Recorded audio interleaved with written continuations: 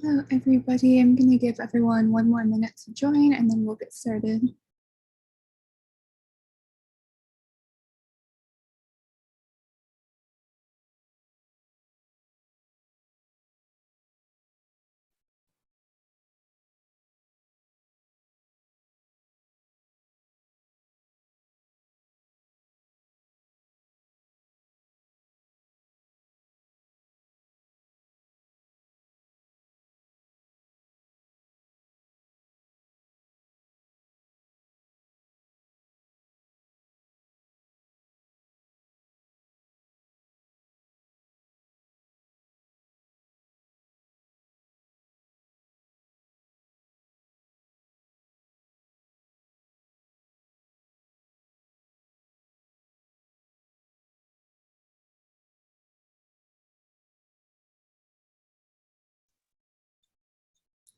All right, welcome everyone. Welcome to the Environmental Law Institute's 5th summer school session. This week's webinar will be focused on the Clean Air Act. My name is Madison Calhoun and I'm the Senior Manager of Educational Programs here at ELI. We have a great program in store for you today. I want to take a moment to thank all three of our fantastic panelists who spent a lot of time preparing wonderful content for you all today. I also want to thank our audience for taking the time to tune in. We hope that you find this series engaging and informative. I have a couple logistical notes before we get started. If you have any technical issues during the webinar, please send me a direct message. Today's event will consist of 2 presentations followed by a roundtable discussion. We are saving a good amount of time at the end for audience questions. Please don't wait until the end to submit your questions though. As soon as you think of something you'd like to ask, please submit it in Zoom's Q&A box.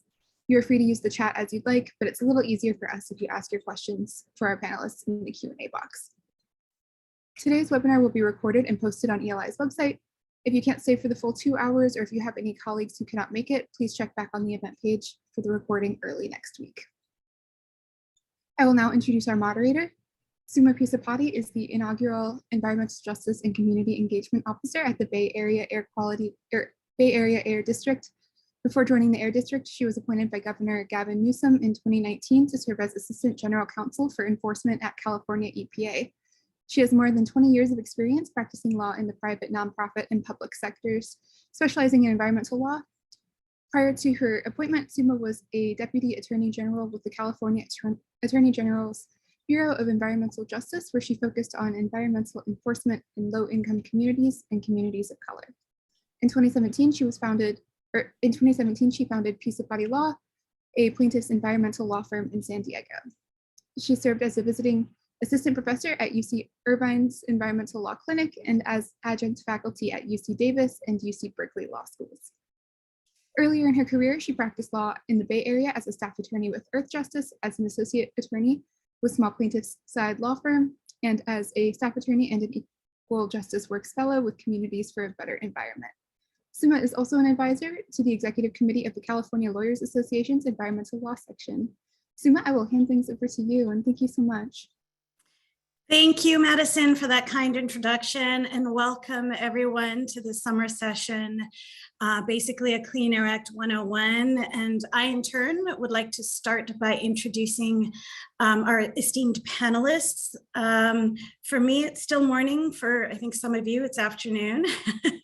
So starting with Angela. Angela Morrison is a member of the Florida Bar, and is a partner with the Washington, D.C. based virtual law firm, Earth and Water Law. Angela has focused most of her 32-year environmental law career on air quality and climate change issues, air permitting, and the siting of energy facilities.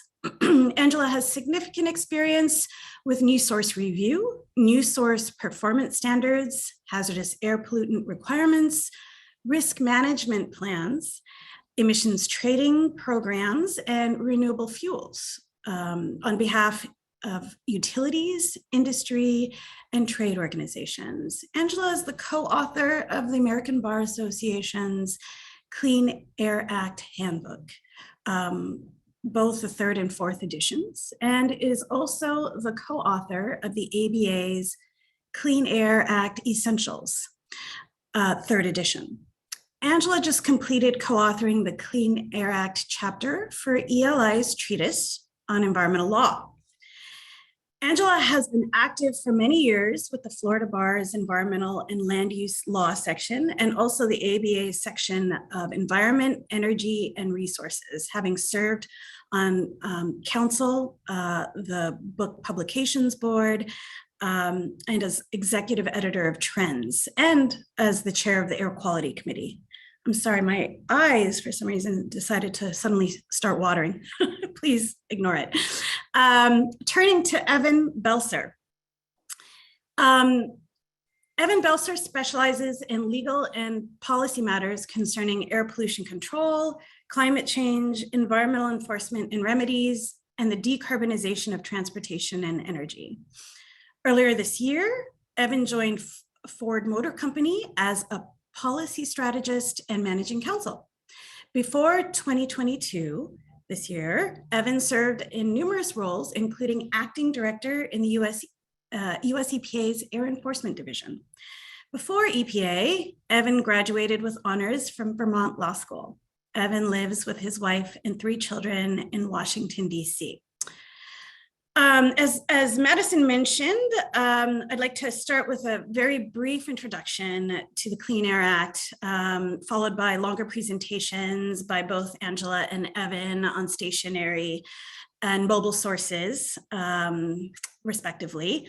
And then I'll facilitate a Q&A with our panelists and welcome audience questions in the time that remains. So, starting with a very brief and simple, perhaps overly simple introduction to the Clean Air Act, which is a very complex and interesting statute. So the Congress passed the what's known as the Modern Clean Air Act in 1970. It was a groundbreaking legislative effort, both in its scope and its guiding principle of what's known as cooperative federalism, where the federal government and states share power, work together in implementing the statute. In the state and federal partnership, the federal EPA sets national public health-based air quality standards that apply throughout the country. They're known as NAAQS, those air quality standards. Then the responsibility shifts to each state, or in California's case, local air district, to develop an air quality monitoring system to first determine whether local air quality meets those national standards developed by EPA, and to develop a plan to either meet, if the local air basin is not in compliance, to either meet, or if it is in compliance, maintain compliance with those national air quality standards. So those local and state implementation plans are then subject to federal EPA approval. If a state can't produce an acceptable plan within the statute's deadline, the EPA is authorized under the Clean Air Act to prepare a federal plan on its own. That said, EPA imposed federal plans are rather uncommon. Usually EPA will give a state or a fair chance to get their plan right. So there's actually a relatively small universe of air pollutants that meet the Clean Air Act's criteria for requiring national standards, or the NAAQS. And those 6 kind of categories of pollutants are particulate matter, which includes both large and small particle pollution, ozone, sulfur dioxide, nitrogen dioxide, carbon monoxide, and lead. A defining feature of the Clean Air Act is also its technology forcing provisions. The statute requires state-of-the-art pollution controls on new major industrial facilities. It also requires state-of-the-art pollution controls on major modifications to those facilities. And when a region's air quality doesn't meet EPA's national standards, isn't good enough to meet national standards, then the cost of those controls aren't even included in the technology analysis. So the point of this statutory framework is really to drive innovation in the field of pollution control. And perhaps, even over time to eliminate industrial pollution. So you might ask yourself, with, this innovative approach, with a statute that is unique in being premised on protecting human health, enforcing the very best pollution controls, you might ask yourself, why hasn't the Clean Air Act solved the problem of environmental injustice, where air pollution is often concentrated in low-income communities and communities of color throughout our nation? This is a particularly thorny question here in California, where we have some of the most polluted air basins in the country, specifically the LA Air Basin and the San Joaquin Air Basin. So there are a couple of reasons for this disparity. What's known as the grand compromise of the Clean Air Act was its focus on new sources. Not entirely, but almost to the exclusion of existing sources. So, the existing sources were basically grandfathered into the statute. And if you think about it, where were the vast majority of industrial sources located when the statute was passed in 1970? Obviously, in poor communities, in Black and brown communities, right? And actually, the presence of industry was a major factor in the practice of what we call redlining, right? Which made it difficult for people in redlined communities to get mortgages. Making matters worse, industry would often target redlined communities to site their facilities due to the perceived lack of power in those communities to fight off those undesirable land uses. Another unintended consequence of the Clean Air Act is, its technology, its forward-looking technology forcing provisions. Oddly enough, in most cases, building a new industrial source is so much more expensive than extending the life of an existing facility, that there's a disincentive, right, to building new, cleaner sources, and perhaps an unintended incentive of just continuing poorly controlled sources by making small, minor modifications to that facility that extend its life over time. So, what we've seen here in California is that even though the engineering and financing assumptions for major industrial facilities usually don't go beyond a 30 to 50-year life, we routinely see large facilities like oil refineries that have been around for more than a century.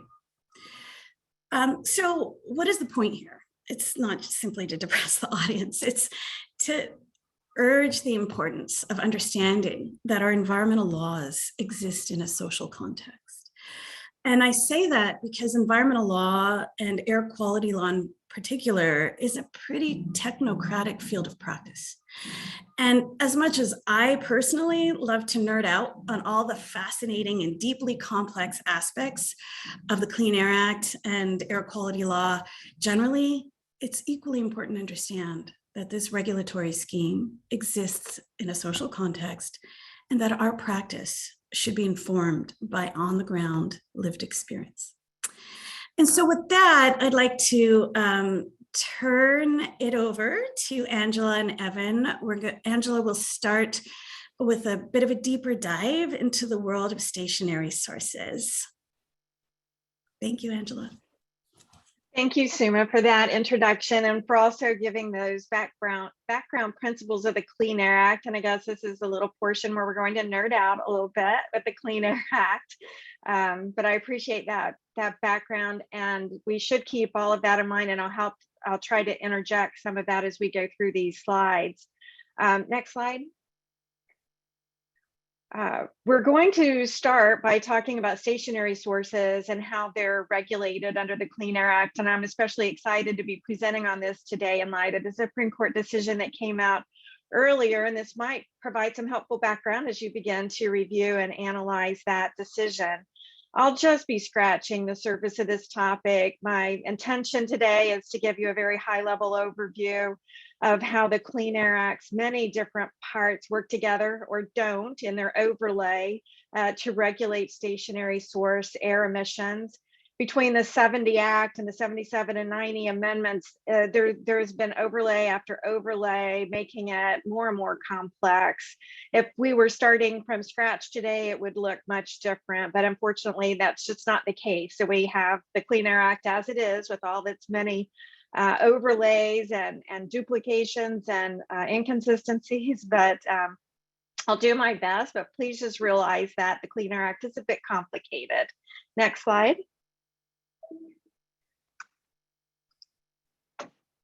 So what constitutes a stationary source? It's probably really good to start with a common understanding before we just delve in here. Many of the terms under the Clean Air Act have very specific meanings under different parts of the Clean Air Act. So you have to be careful to always know and appreciate the particular definition that applies to your specific rule or program.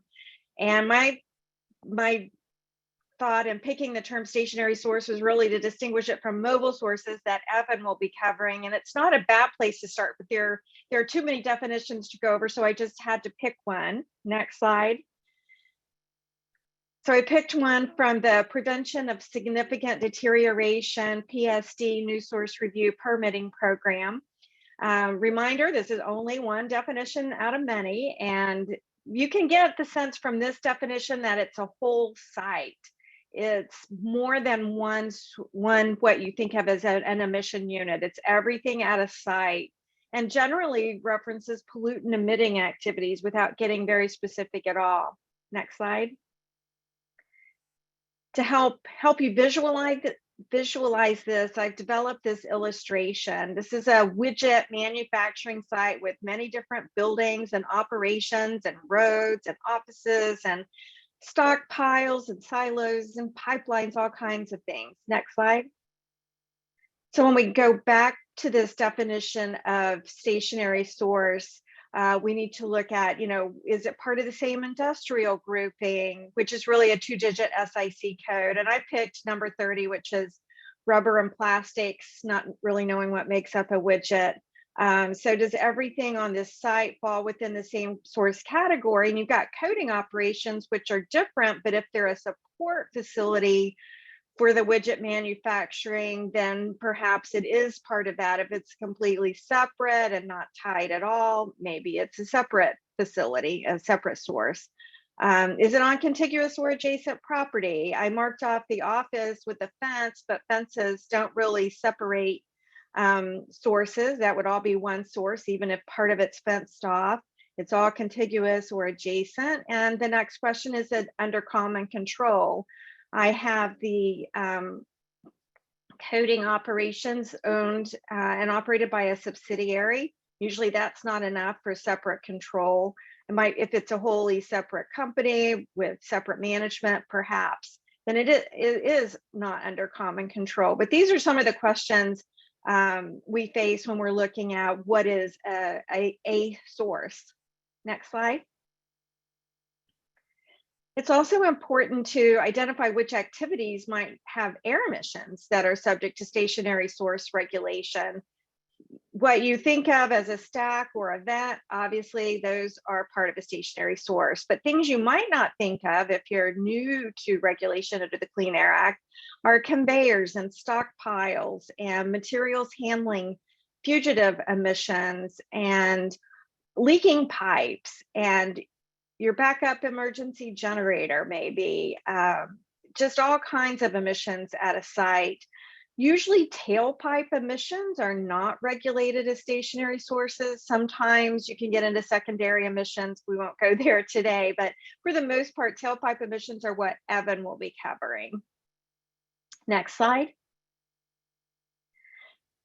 There are a number of different titles under the Clean Air Act that regulate stationary sources, and we'll be covering some of them today. There are others that we just don't have time to cover. Next slide.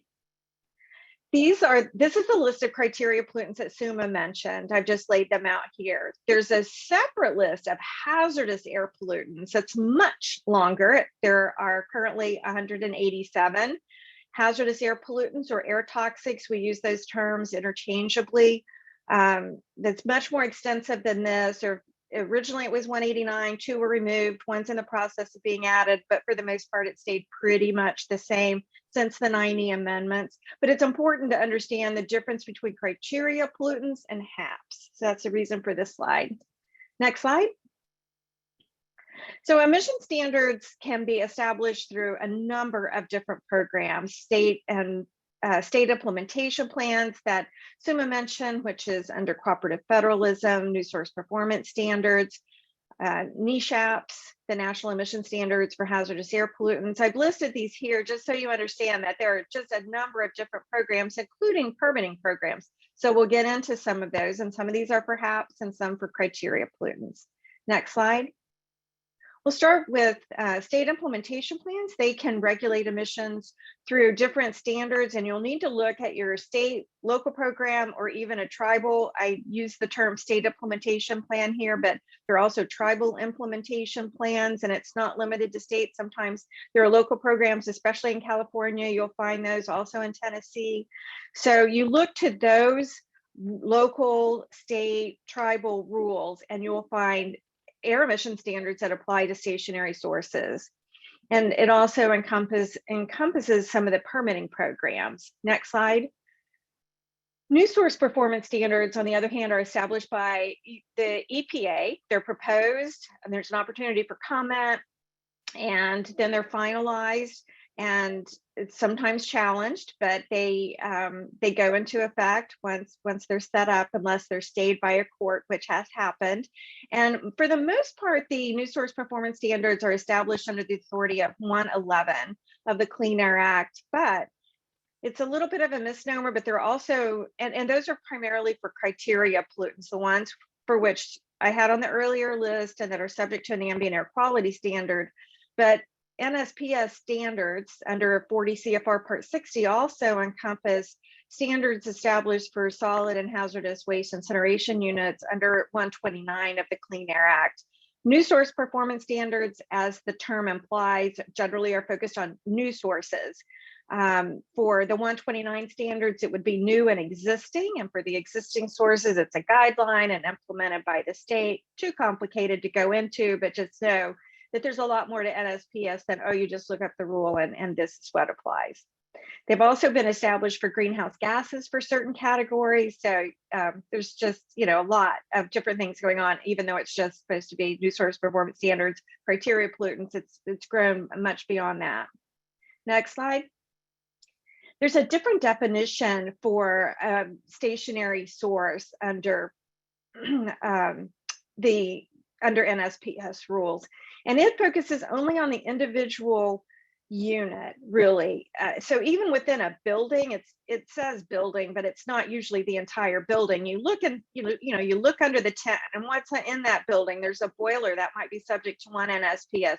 There's a non-metallic mineral processing that might be subject to a different NSPS. Then you go over to another building, the coating operations. There could be a half dozen different standards that apply to different coating operations within that building.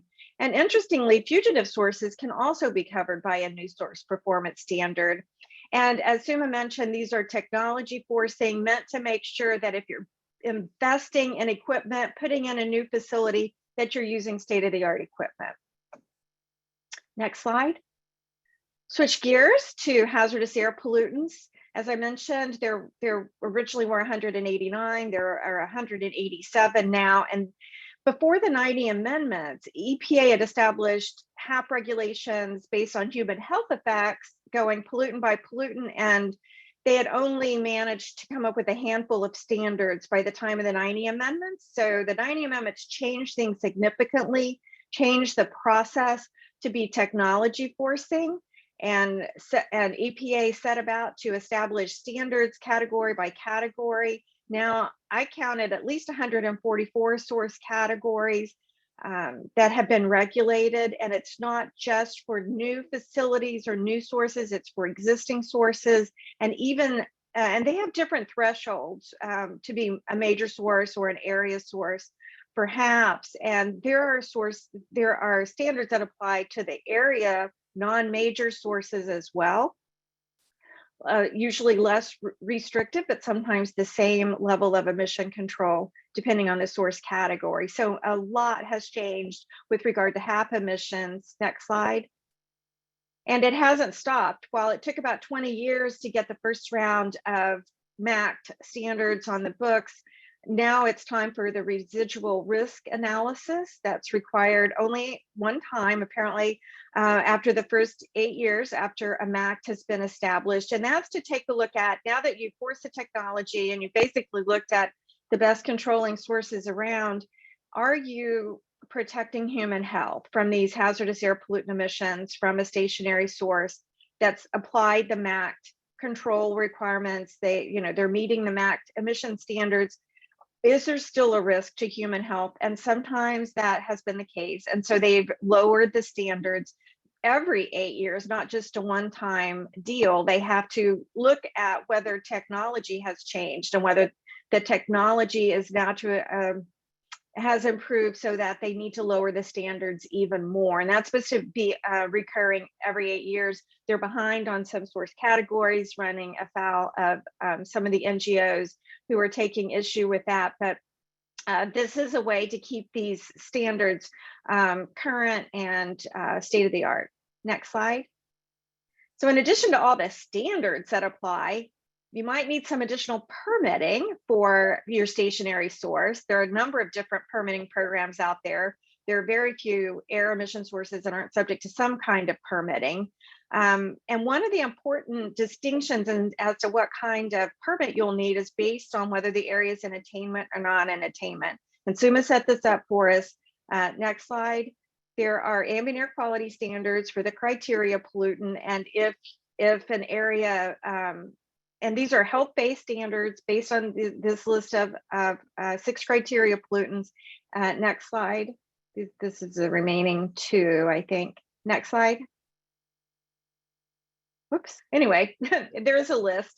You'll see if you get the slides that goes into all 6 of the criteria pollutants. And this map shows the areas of the United States that are not in attainment with one or more of the ambient standards. And it also shows the areas that are maintenance areas where it has been a non-attainment in the past, and they need to pay attention to make sure they don't go back into non-attainment. If an area is in non-attainment, different non-attainment new source review rather than PSD review can be required for that pollutant. Next slide.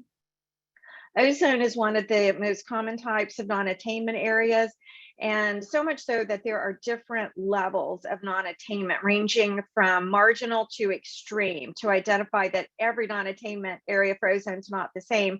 Some will take longer to get into attainment, and the requirements are less stringent in the ones that are only marginal. Next slide. And of course, there's a variety of different major source thresholds under PSD. Sometimes it's 100 tons per year, and it's for 28 listed source categories. Sometimes it's 250. For non-attainment, it might be 25 for an extreme non-attainment area for ozone. And by the way, for ozone, they regulate the precursors, which are VOCs and nitrogen oxides. But non-attainment new source review, if you have pollutants over 25 tons per year, could trigger major source status. And for Title V permitting, which I'll touch on toward the end, there's no 250 ton threshold. It's 100 for criteria pollutants and most regulated non-HAP pollutants, and then 10 to 25 tons for single and total HAPs for Title V. And all of these definitions are site-wide, contiguous, common, control, and sometimes fugitives count and sometimes they don't. So you'd have to look into that in more detail. Next slide.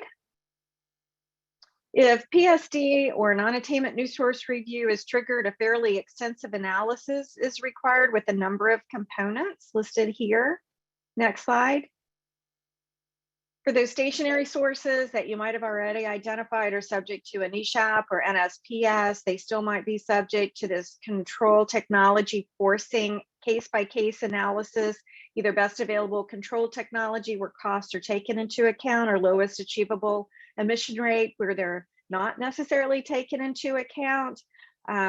And at a minimum, you have to meet the NSPS, but it's usually a one-way ratchet to lower the emissions based on the newer technology that's out there, mainly because it takes so long for EPA to do a rulemaking that the NSPS and ESHAP standards can't keep up with the newest technology. So they have, at least for criteria pollutants, this way to require case by case before you spend those capital dollars to make sure you're getting state-of-the-art equipment to minimize emissions. Next slide.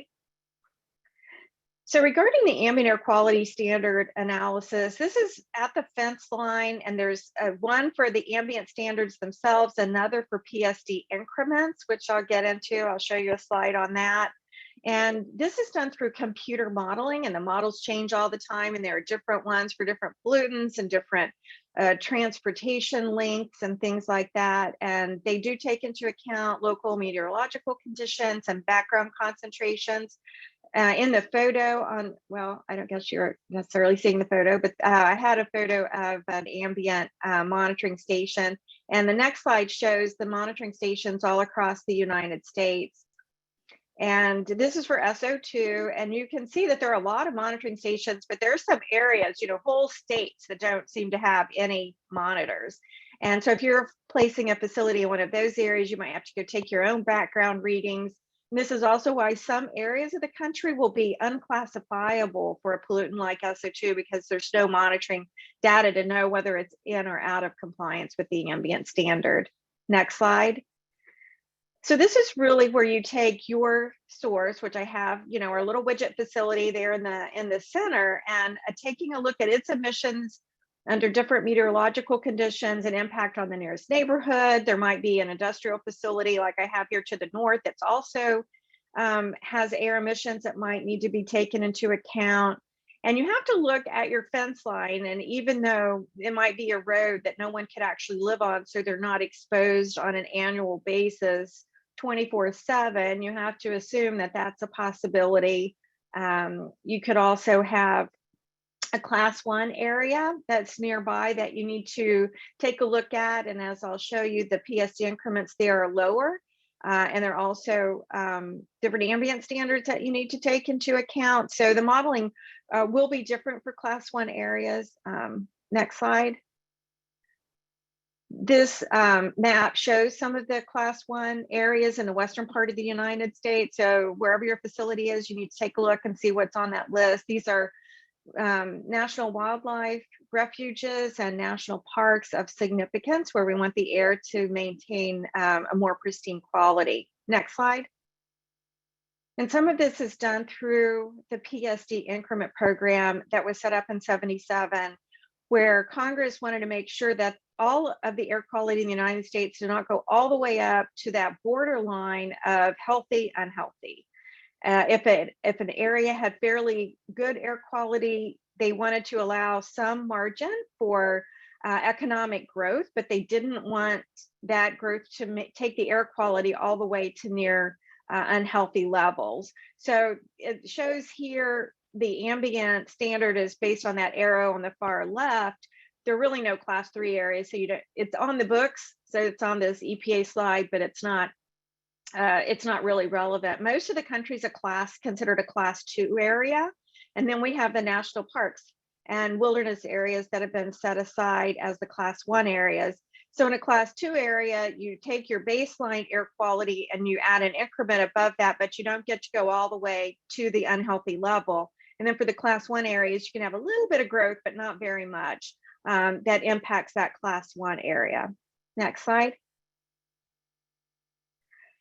So how does this PSD, non-attainment, new source review, permitting process work? Well, there's no easy answer because a lot of times it's in a state implementation plan. Sometimes the programs are delegated, sometimes they're approved, meaning the state uses its own process, and that would be different in every jurisdiction. But there's always a public comment period. There's always EPA oversight. And if you are impacting a class 1 area, you'll also get federal land manager review of that application and the proposed permit. Next slide.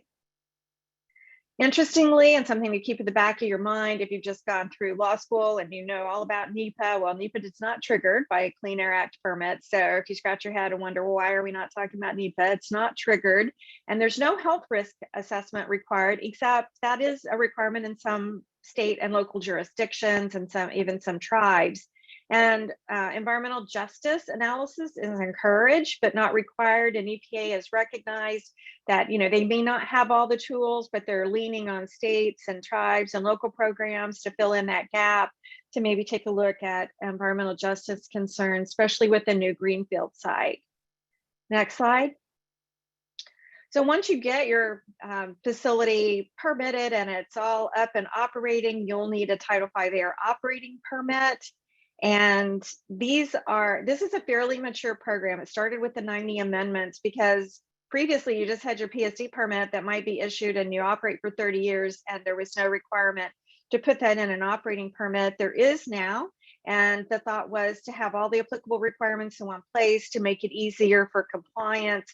And it's next slide. It's self-funded. You have to pay Title V fees based on your emissions. These are renewed every 5 years, so there's always a Title V permit for the major sources. There's also an opportunity for comment and an opportunity to request a public meeting. And the Title V operating permits are primarily implemented by the states. There are a few situations in tribal areas and for outer continental shelf where it might be issued by EPA, but for the most part, it's done by state, local, and tribal governments, and so they'll use their own procedures. And these programs can also be approved or delegated. For the most part, approval was already established before the delegation was an option. And most recently, there's an opportunity if EPA has oversight here too, and they have a 45-day objection period. And if they don't object within their 45-day period, within 60 days, an interested party can file a petition with EPA requesting that EPA object. And there have been almost a dozen of those petitions this year. Most all of them, I believe, have been filed by non-governmental organizations or citizen groups requesting and petitioning EPA to object to these Title V renewals based on environmental justice or other local concerns like that. And so this remains a very interesting program and a way for the public to continue to have an opportunity to participate in what's going on with the facility in their area. Next slide. I think that's it. So I don't know, Suma, how you want to handle it? Yeah, any questions now? Let's, if you don't mind, Angela, let's hold off on audience questions to the very end. Thank you for that wonderful presentation. And thank you for highlighting the ways in which the Clean Air Act does address existing sources. In fact, the hazardous air pollutant provisions and protection of Class 1 areas under the regional haze provisions of the Clean Air Act were key strategies in reducing pollution from the coal-fired power plant sector, have been key strategies, and also the risk management plans in terms of addressing potential risks from accidents, upsets at industrial sources, and the requirement that there be a root cause analysis when in the wake of a upset. Those are all really critical provisions, and thank you for that deeper dive. And with that, I will turn it to Evan to talk about the other half of the equation, mobile sources. Thank you very much. Next slide. Angela, hats off to you. That was a tremendous amount of content that you got through in quick order. People have spent their entire careers on just this or that slide in your presentation. I just want to underscore the breadth of the act. And so I'm going to focus on mobile sources, and there are some real similarities. There are some real differences to the stationary setting, and so I'll be touching on those throughout. But it's in Title II of the Clean Air Act and concerns vehicles, engines, and fuels. Next slide. Vehicles and engines, let's do that first. So what we have are direct regulation of performance, meaning tailpipe emissions, grams per mile type of numeric standards. There are requirements for evaporative emissions. Fuel literally evaporating off vehicles does contribute, it adds up. And so there's standards there as well. Also on performance, it's not about just being a new clean car, it needs to remain clean. And so there's emissions warranty and other in-use requirements to be sure that the vehicles remain clean for a regulatory period of time. There's also direct regulation of design. So the Clean Air Act doesn't say just exactly how to build, and the regulations don't say how to build your vehicle or engine. Rather, there's a lot of deference to the manufacturers, how to meet the numeric standards, how to meet the performance standards, but there are some aspects that are specifically stated in terms of design. So there needs to be, for example, an onboard diagnostic system. This is an extremely complex system that has sensors all over your vehicle and ensures that there's proper information on the operation of the vehicle and its emissions control system. That's useful for a lot of reasons, but ultimately to keep gross emitters off the road. Another design requirement is that the vehicle needs to be built like you said it was. There can't be defeat devices. We'll talk a little bit about that. And there's other elements of the program, including labels to help technicians or anybody understand what technology is on that vehicle for maintenance, for repair, things like that. And there's also consumer disclosures, which are important as well, including fuel economy.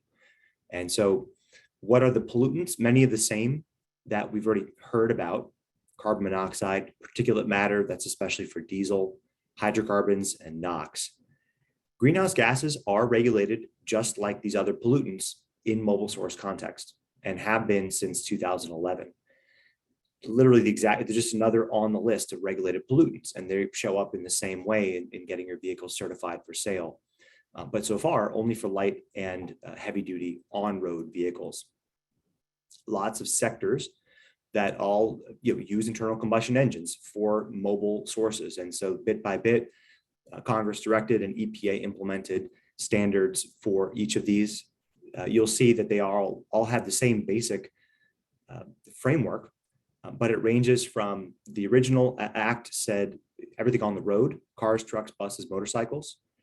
And then in 1990, the Clean Air Act said, go EPA, study non-road sources and see whether they contribute to human health or environmental risk. And if so, regulate those too. And there have, since the 1990 amendments, been bit by bit additional regulatory requirements, certification requirements, and tightening of standards on things like marine engines, locomotives, lawn and garden equipment, ATVs. All of those things are also under Title II of the Clean Air Act. Next slide. I like this from the EPA. It helps to show in one slide a lot of different things, including how far the pollution control has come on mobile sources. And so in the, this is transportation only. So as the GDP has gone up 182% and vehicle miles traveled has also increased dramatically since the 1980s. We've seen overall significant reductions in criteria emissions, particulate matter, NOx, CO, HC, and that's due to a lot of modern controls on these vehicles and diligent oversight of vehicles in use to be sure they stay clean. Next slide. A lot of attention is paid to stationary sources appropriately. Stationary sources present, as Angela described, a range of potential risks to people and the environment, including hazardous air pollution that can be acutely dangerous to people. Mobile sources, not that way so much. There are fewer pollutants at issue, but they add up. And so when it comes to NOx emissions, which are a major precursor for ozone, ground level ozone, which is bad for people, takes years off their lives, mobile sources are they make most of the NOx in the country as compared to all other sources under the Clean Air Act. And when you break, that's on the left side there. On the right side, you'll see where the NOx comes from, primarily heavy duty on road, and light duty is a second place. And there's a lot of other sectors there that are other regulated sources like marine, like non-road. So it adds up, it matters for people's health. And so that's why it's been the subject of regulation for decades. Next slide. GHGs, likewise, transportation is the largest source of GHGs among all the different sectors. This is on the left bar graph showing emissions from fossil fuel combustion in 2019 in the United States. And so it's not all sources of GHG, but over 90% of our GHG emissions are from combustion of fossil fuels. And there are different types of GHGs. We talk about CO2 a lot because they have about 80% of the impact of GHGs, but methane and hydrofluorocarbons, things like that, are also GHGs and are regulated just the same for mobile sources. But really, it's about CO2 when it comes down to actual contributions. Next slide. A very similar aspect in mobile sources to stationary sources is that it is ultimately technology forcing. And so as technology allows for cleaner vehicles and engines, eventually the standards then require that those that those technologies be used. It doesn't anywhere in the Act or its regulations dictate specific types of catalysts or filters, but overwhelmingly over the years, industry has chosen to use certain types of technologies with differences between manufacturers, of course, in order to meet the newest standards. So what does that mean? In the engine itself, meticulous management of combustion has led to dramatic reductions, even without any kind of filter or catalyst after the engine. Just careful choice of parts, careful management of the actual moment of combustion can cause tremendous amounts of reduction in pollution, but also increase in power. So like a pickup truck, the emissions have dropped dramatically over the last several decades, but power and torque have doubled over the same time period. And a lot of that is due to very careful management of the engine. And in the engine, managing combustion is all about trade-offs. Imagine being in front of a very large, soundboard, essentially, of dials, and you turn it one way and you compromise fuel economy, but you get better NOx control and particulate matter, and all these different things are important. In the engine also, exhaust gas recirculation. This takes some portion of the exhaust and puts it back through the engine, and that reduces and suppresses NOx formation. The vehicle itself is getting lighter with better aerodynamics. That's a highly effective way to reduce emissions, all types of emissions. When it comes to criteria emissions, what does most of the work is after the engine, in the exhaust. You've got catalytic converters, which have been standard in gasoline cars for a very long time and are exceedingly efficient at producing NOx and HC and CO. In diesel engines, there's also a catalyst nowadays. It's a selective catalytic reduction system. And before that, there's a diesel particulate filter. So I've got a little schematic there to give you a sense of what it is that makes the tailpipe standards achievable. And of course, big picture, we're talking about also technology forcing means new types of technology entirely. And right now, in light duty in particular, it's all about electric. And there are significant goals in place to move us to mostly electric vehicles and then eventually entirely electric vehicles in North America, Europe, and major markets around the world. Next slide. So getting into the details a little bit, there's the Act requires that vehicles be certified. And so this is not unlike a license or a permit. And for every model of vehicle and for every model year, the manufacturer of that vehicle needs to come in with an application to the EPA and get a certificate. They need that certificate in their hand before they can introduce the vehicle into commerce. And so this is about new vehicle certification. They need to show that their vehicle complies and is clean with all the different emission standards. The way you do that is you test it in a lab. You actually drive the vehicle on equipment that allows the wheels to turn and simulates the experience of the vehicle in the real world. And you catch all the emissions coming out of the tailpipe and you measure it and you see whether over that exact prescribed test cycles that are averaged together, the vehicle is below standard for all the different pollutants. There's also requirements to put miles on the vehicle, a lot of miles, and then test it again to see whether the vehicle is durable, its emissions control system continues to work. There's extensive disclosures in addition to the test results, attestations from the company, and the certificate, once issued, doesn't allow the company to do anything they want. They can only sell vehicles that conform exactly to the certified configuration. I'm not going to walk through all the details, but this timeline is very helpful to show the different steps that manufacturers and EPA do in the course of the certification program, including all the way out to the end of useful life. This is a light duty scheme. It's different for heavy duty. And now modern vehicles, the 150,000 miles is the regulatory useful life, where the original manufacturer of that vehicle is responsible for it. Next slide. Okay, so non-road vehicles and engines are subject to the same certification program. And again, in 1990, Congress said study non-road vehicles and engines, construction equipment, lawn and garden equipment, marine, locomotive, aircraft, and where there is cause to do so for the sake of human health or the environment, set emission standards. And so there are now certificates of conformity being issued for all these different types of things. Anything you own with an internal combustion engine in it, provided it's at all modern, is going to have a label that'll tell you exactly when it was certified. It's going to have some sort of a serial number that says, if you decode it, who made it, when it was made, what the family is, what its displacement is.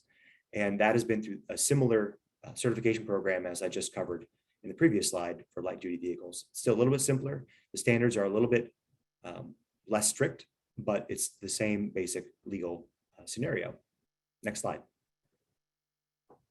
So roles for states. So this is this is a place where it's quite different in many ways from stationary context. When it comes to new vehicle standards and many aspects of everything I've talked about so far, really it's about EPA at the federal level. And so for new motor vehicles, this is section 209 in particular of the Clean Air Act talks about the balance between federal and state. So new motor vehicles, there's an express preemption of state standards, except, big except, California. California was regulating vehicle emission standards, new vehicle emission standards before the Clean Air Act, and was essentially grandfathered in. And there was a role, there continues to be a role for California, and they are allowed, with a waiver from EPA, to set standards that are at least as protective as the federal standards in place at that time. This is often it's talked about as like a waiver, like one big thing. It's not. It's a waiver that waivers that are for specific sectors of vehicles and engines, specific model years. And once California has standards in place, other states can adopt California's standards under Section 177. And so it's a very interesting balance over the years about when California has essentially stepped forward, had tougher standards, and then the federal standards often align for some amount of time. And the other states right now for light duty, for example, I believe it's 15 states have adopted California standards. And that means that about 30% of the new vehicle market needs to meet tougher standards than is otherwise required by EPA. And so it's a balance over time that has seen steady march toward tougher standards. There's an interesting, I'm not getting into a lot of case law in this presentation, but there's an interesting case, Ohio versus EPA, that was just filed this year. It's a direct challenge to EPA's decision to give a waiver to California to set GHG standards and zero emission vehicle targets. And so that's a very interesting a case that raises constitutional arguments that Ohio and others are making that California should not have this ability at all. One to watch. Now that's new motor vehicles. When it comes to in-use motor vehicles, it's a very different story, right? So manufacturers have to make at most 2 cars for federal or California, and ideally just one that meets everybody. But when it comes to in-use, states have a lot of express authority retained by the statute right there: control, regulate, or restrict the use, operation, or movement of registered or licensed motor vehicles. And so there's many ways that states use this authority, including inspection and maintenance programs. Not everywhere, not every state, not every county, but many places you need to ensure that your vehicle is clean before you can even get it registered again. Highly effective to sort out gross emitting vehicles. California is a leader, has always been in mobile source enforcement and regulation. And they have a truck and bus rule, which is, it's not about a vehicle being maintained or tampered or anything. If it's old enough, according to a certain schedule, the vehicle needs to be retrofitted or replaced. And so that helps to keep prior tier, older type vehicles off the road. And as far as in-use vehicles goes, since the United States versus Volkswagen case, there's enforcement. States, except California, have generally not been involved in enforcement against manufacturers, but there has been quite a lot of that since the EPA's case against Volkswagen. So that's just a bit on the balance between federal and state. Next slide. Vehicles and engines are the sources themselves under Title II, and so they are rightfully the focus of this presentation. But in order to allow for the types of tight emission standards that vehicles need to meet, the fuel likewise needs to be regulated in order to be compatible with the emissions control systems on a lot of modern motor vehicles. And the fuel itself is controlled so that it doesn't have levels of sulfur and benzene that actually could pass right through emissions controls and be a source of harmful air for people. And so this is a list of the different conventional fuel standards for sulfur, air toxics, especially benzene, Reid vapor pressure requirements, RVP requirements that reduce evaporative emissions. That is seasonal, so that changes based on what time of year it is. And reforming the gasoline requirements and winter oxygenates are other things that help improve combustion and just make for cleaner combustion. And I won't get into it, but can't talk about fuels without talking about major environmental victory that was not that long ago. We had lead in gasoline, and the EPA got lead out of gasoline. And this is a fascinating, I think, powerful line graph here, which is data about the amount of lead used in gasoline and the amount of lead in people's blood in America. And you see they just fell right together. And so it's a very important, I mean, lead obviously is bad news for people's health. And it shows the importance of fuel quality and the importance of regulation in cases where people's health is at risk. Next slide. So there's also another major element of Title II that is not about people's health directly. It is about reducing our dependence on imported oil. It's about reducing climate emissions, and it's about growing the renewable fuel sector in the United States. Those are the three expressed, written goals of Congress when they wrote the RFS program in 2005 and then updated it in 2007. And this is a market-based program where renewable fuel producers are able to generate credits provided their fuel meets certain requirements, and then petroleum companies need to obtain those credits and retire them in proportion to the amount of petroleum they deal in. And that creates a market. It's a multi-billion-dollar market. The commodity is a credit that comes from renewable fuel companies, and that drives and affects the market for liquid fuel. And so this is just about transportation, but it is one of the earliest GHG programs on the books. And it's a very complex and contentious area that is likely to grow. Widespread rumor that the EPA will propose standards soon to expand the RFS program, including to include electric vehicles, where the electricity used for those vehicles is from, for example, a landfill that is capturing methane and producing electricity from that methane. So it's a complex area that ultimately is about reducing carbon from transportation. Next slide. This is my last slide, and it's about the goals of the RFS program to increase the amount of renewable fuel over time. And so there's different types of life cycle analyses done, and based on those life cycle analyses for renewable fuels or advanced biofuels or cellulosic fuels, there's different sort of credit available within the program. And so this is definitely an interesting area that is likely to grow with time and is likely to see a lot of attention, especially next year. And so that is, in a nutshell, Title II of the Clean Air Act and how it is that at the federal level, at least, we regulate mobile sources of air pollution. Thanks. Thank you, Evan. That was a wonderful presentation. I learned a ton. Obviously, a rapidly evolving area of law and a very interesting one. So I think at this point, it would be good to move to the question and answer, just the roundtable rather, among us. Obviously the big news today, as of just a few hours ago, is the Supreme Court's decision in West Virginia versus EPA. Just to be transparent with the audience, it is so new. We haven't had a chance to read the decision. That being said, we were expecting it this week, hopefully a little earlier than today, but it is what it is. And so I wanted to at least acknowledge the decision and gather Angela and Evan's thoughts on its implications. So let me start with a very brief kind of background on what the dispute was about. So this case involves the Trump administration's Affordable Clean Energy Rule. It's known as the ACE rule.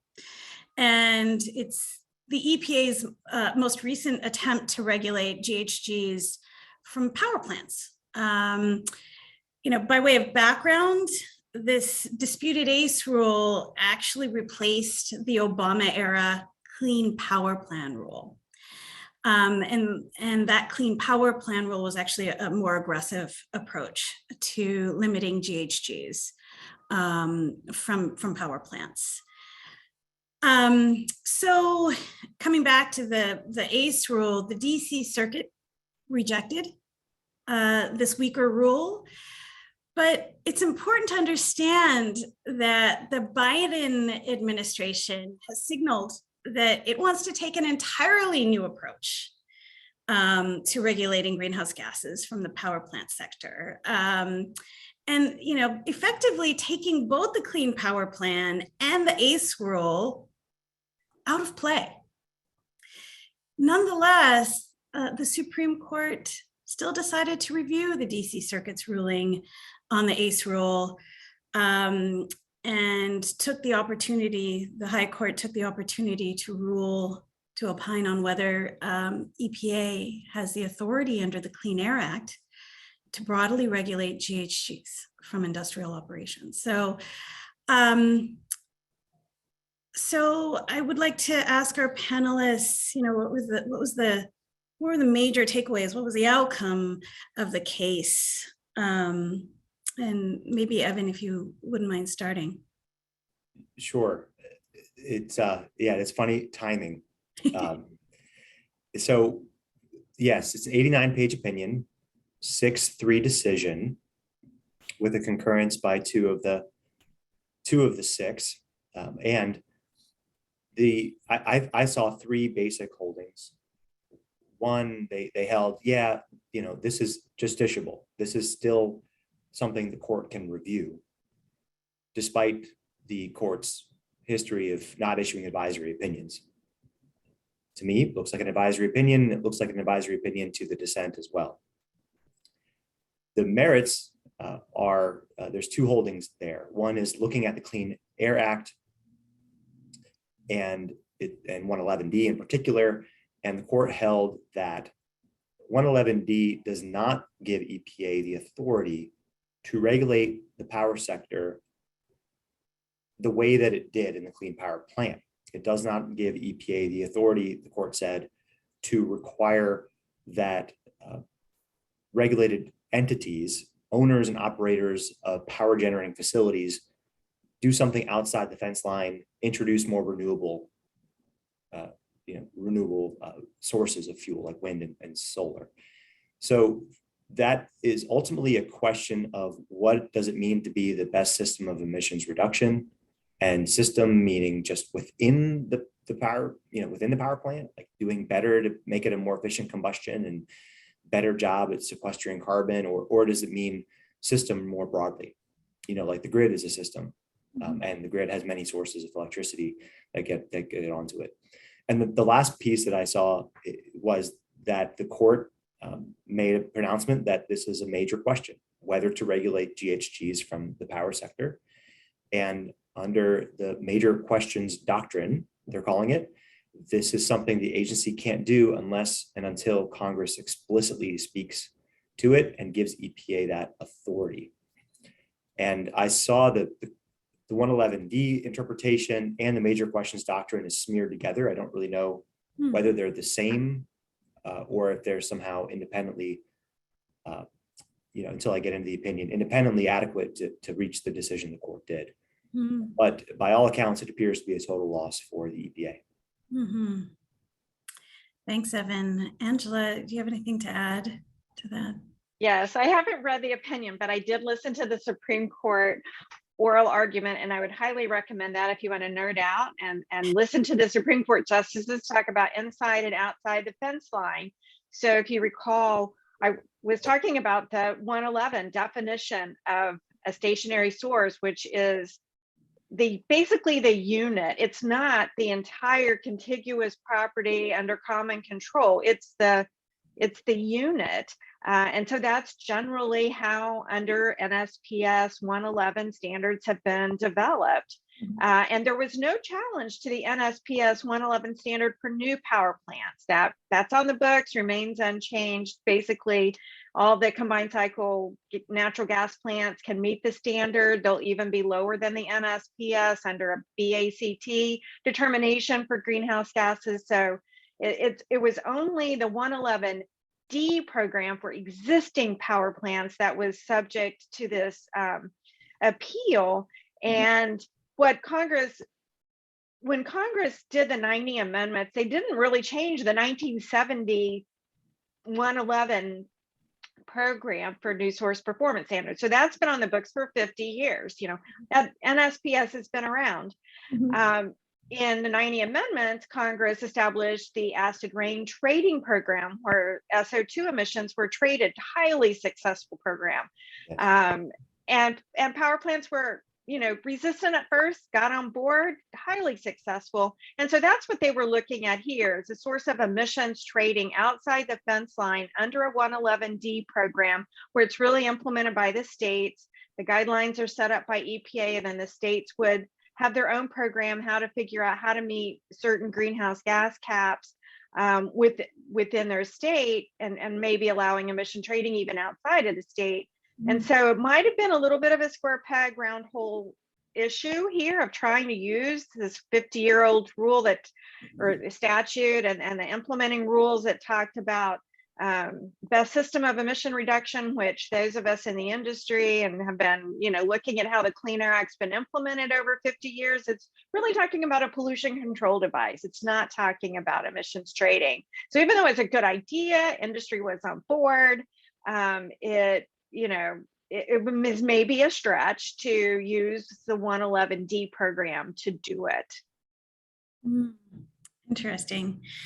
Yeah, I mean, I think it's a decision that represents, I think, some new direction in the jurisprudence. And, as Evan mentioned on the case and controversy front, traditional notions of, what types of cases that the court will take up.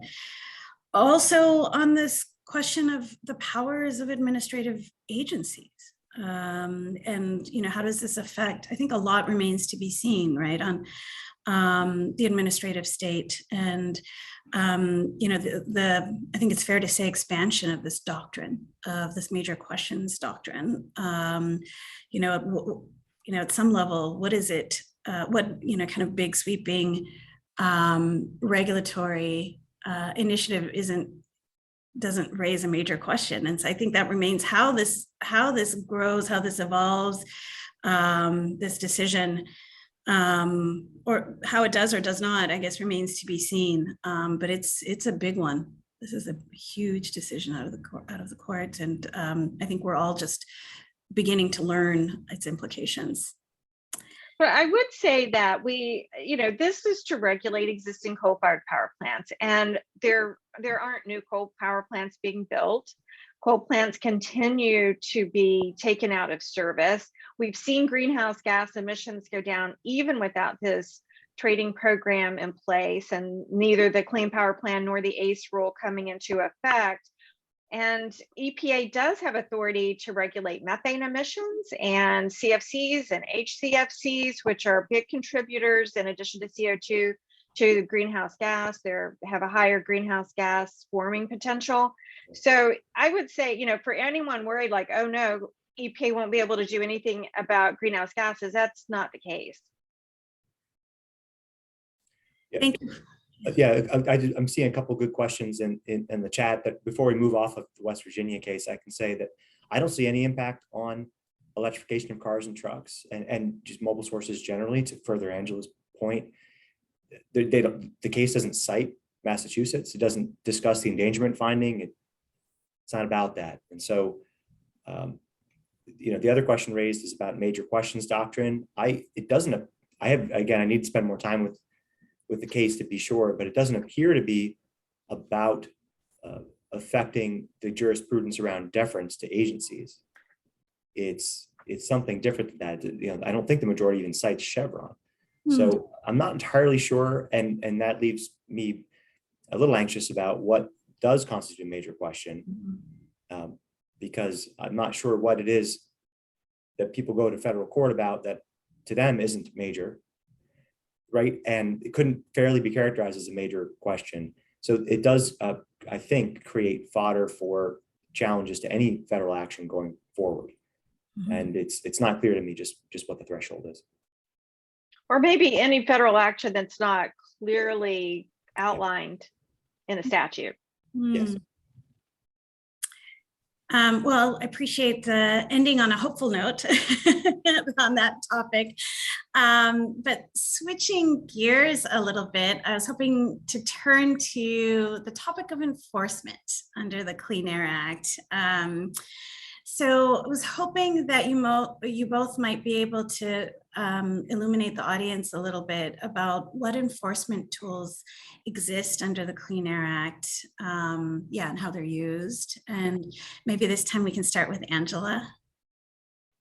Sure. What's impacted my clients the most is starting with informal discovery under Section 114 of the Clean Air Act, where EPA can just come in and request a ton, literally tons of documents to take a look and take a look at, on their own without, waiting for formal discovery and litigation or anything like that. There are also a lot of self-reporting requirements there under Title V. There are annual and semi-annual compliance certifications. So you're kind of handing the agency what they need to enforce sometimes. And there are also quarterly and semi-annual monitoring reports. If you have air emission monitors on your stack, or you're required to take, temperature readings or whatever, you're supposed to submit those. So you're giving the agency a lot. So I think that usually there's not a lot of mystery in what's been going on at a plant when it comes to enforcement. And the state and local programs usually have the lead in enforcement. And so as long as a facility has a good relationship with the enforcement personnel, keep those lines of communication open. Hopefully you won't wind up, very rarely with criminal, unless it's most of the criminal I've seen, and Evan can get into this, other than the defeat devices, is in asbestos or something like that. But for the industrial facilities, they try to stay in compliance, and that's why they will utilize attorneys like myself to make sure they stay in compliance. The biggest enforcement cases came under when Carol Browner was the administrator for EPA under the Clinton administration, where they were looking at the history of modifications and what should some facilities that have been operating for 30, 40, maybe 50 years, and we're still grandfathered. And why haven't they undergone new source review and upgraded and applied the best available control technology, put on new source performance standard compliant equipment? And that some of those cases have just, from that administration, which started maybe in 2000 or so, all the way until we were just recently resolved some of these cases, maybe within the last 2 or 3 years. So this was a new source review enforcement initiative, was a big thing for a long time. It was not a priority, I don't think, for Trump, and I don't think it's been a big important issue for the Biden administration either. So we're not really seeing a lot of that enforcement, but just know that big initiatives like that can't exist.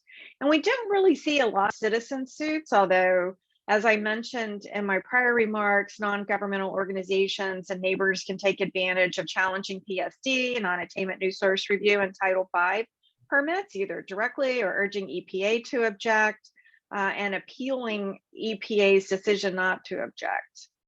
Evan, what you came from the Office of Enforcement, so you have the inside scoop. I did, and I I signed my fair share of 114s, Angela. So never took it lightly. But yeah, as always, federal enforcement needs to have express authority from Congress. And so there's section 113 and section 203, which are the primary sections that grant authority, civil and criminal enforcement. And so that's the playbook for federal enforcers. That's how they get jurisdiction at all in a court. That's how they identify the elements of what it is that they need to prove with evidence to win in a case. Angela's absolutely right. Mostly this is state enforcement, and it comes in many different ways. And I agree that information requests and reporting and all of that is sort of the beginning side of enforcement and or accountability at least. Enforcement in its purest form, of course, is an enforcement case seeking remedies of some kind in court or a settlement, with the threat of litigation for that. And so, as EPA enforcement goes, everything sort of works backwards from that possibility. Mm-hmm.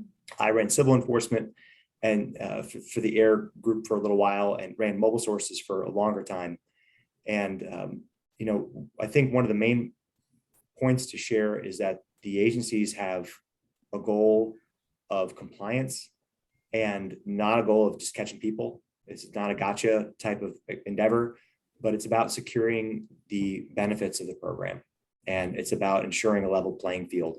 Mm-hmm. So that those companies that make the investments and hire excellent outside counsel like Angela and do it right are not at a disadvantage to those that are skirting the rules and are, and are doing any number of things that are untoward. Mm-hmm. So enforcement also is a place where a lot of the lawyers get, employed, both within the agency, within state agencies, at the Department of Justice, and of course in private practice. Mm-hmm. And so definitely an important area to focus. Largely, the cases don't go into extensive litigation or trial. The nature of the disputes, even in the administrative context, where 9 out of 10 cases are taken under the Clean Air Act, mostly they're not with the Department of Justice, they're mostly with EPA. Primarily, it's overwhelmingly the cases are resolved with a settlement concurrent with the complaint. So the agency would approach a company with a notice of violation or similar notice and have a regular back and forth, some regular cadence to figure out to what extent the facts are complete, to what extent that establishes liability, and what remedies you'd want to get from it. Many times, most times, there isn't actually an enforcement case based on the early discussions. There's identified no violation at all, or it's fixed, so there's no remedy to obtain anyway.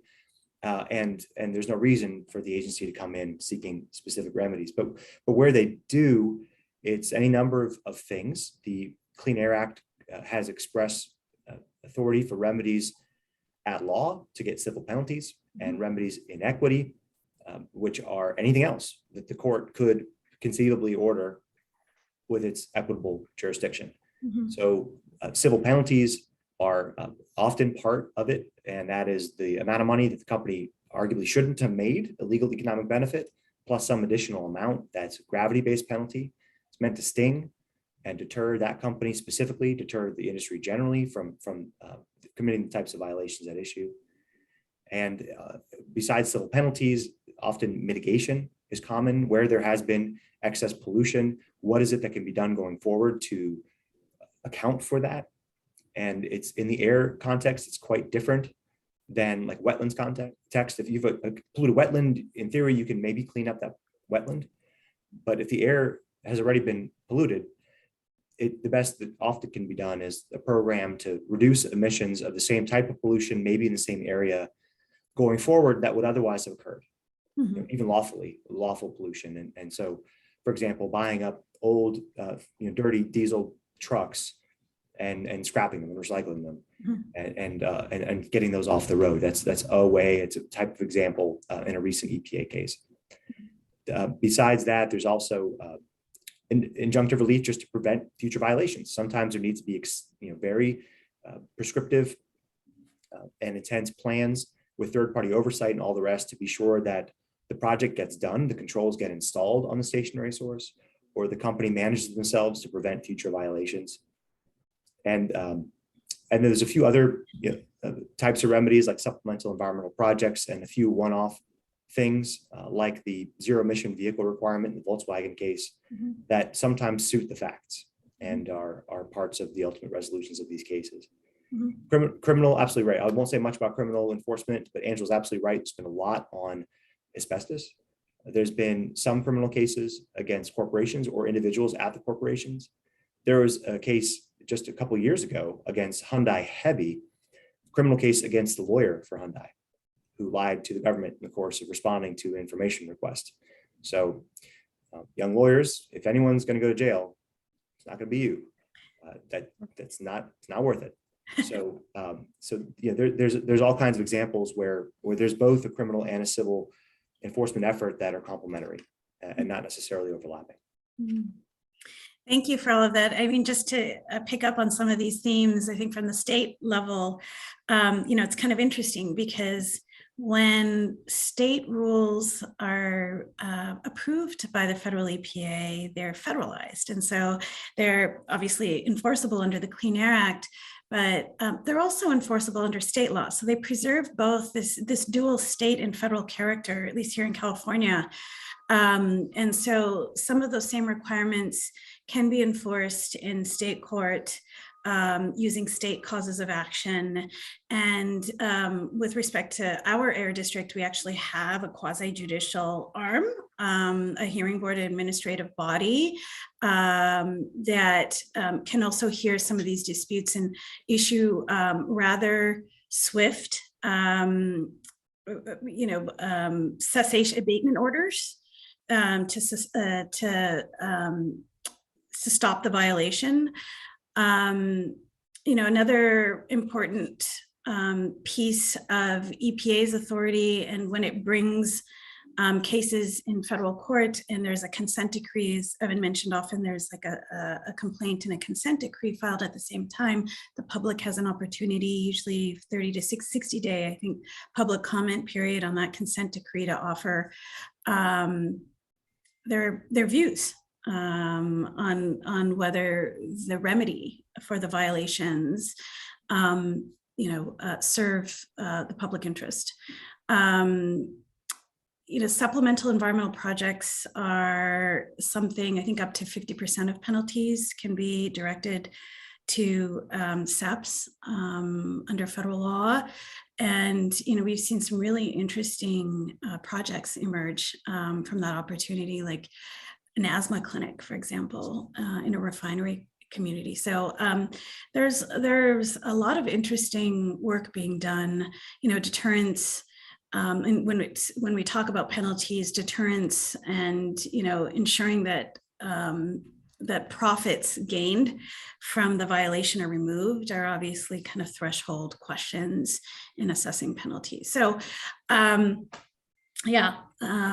lots to say there. One question that came up that is just on my mind, and I'm sorry to kind of switch things up, Evan, is whether some of the mobile source requirements are enforceable by citizen suit. And I've never confronted that question before. And, I'm wondering if you happen to know the answer to it. It was an interesting one that just kind of caught my attention.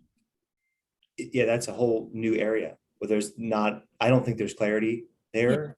Yeah. We have a case in the 10th Circuit that's one to watch. That's in the classic sense, a citizen suit, right? A independent practitioner with deep experience doing citizen suits on the stationary side partnered with the physicians group in Utah and took a case against an aftermarket defeat device seller, people who make and sell products specifically to remove emissions controls from trucks. And there the chief judge for the district court said, yeah, there's jurisdiction here. So that's one example. There's some, I think, dicta in a 9th Circuit opinion in a Volkswagen case about the county's ability to take enforcement cases. There's scant precedent on citizen suits under Title II. There's citizen enforcement of state programs. To further your point, Suma, for example, I think Massachusetts and maybe New York allow people to enforce anti-idling requirements. And that's not necessarily under the federal law, but it's under the SIP, and the state legislature made that a cause of action in state court. So that's definitely an emerging area. There were a few rare situations where, for example, in commercial disputes in the Renewable Fuel Standard Program, where a company was going against whoever sold them bad credits. They decided to go get a declaratory judgment, and they did that using a citizen suit provision. And it was never really litigated, but they invoked Section 304 as a citizen suit to try to further their interests. And apparently that was because you can get fees if you win. So it's pretty clever lawyering there, but yes, a citizen suit, I suppose. So that's one that's still in my mind really up in the air. And I guess on the subject of citizen suits, for those states that don't have independent state law right of action, I think I've seen a number of states outside of California use the citizen suit provision to bring cases in federal court, Clean Air Act violations in federal court, if I'm not mistaken. So it's a really powerful aspect of the statute. Democratizes in many ways the enforcement capacity. Great, well, that was super interesting. But I'd like to switch gears once more to talk a little bit, come back to the topic of environmental justice. And you know, obviously it's an issue that is starting to get some well-deserved recognition, more so I would say in the past, pretty much at all levels of government, which is really exciting to see. So I thought I might start with providing a bit of a summary of some basic EJ concepts and then pose some questions if that's okay. So when we talk about environmental justice, we often talk about concepts of distributive justice and procedural justice.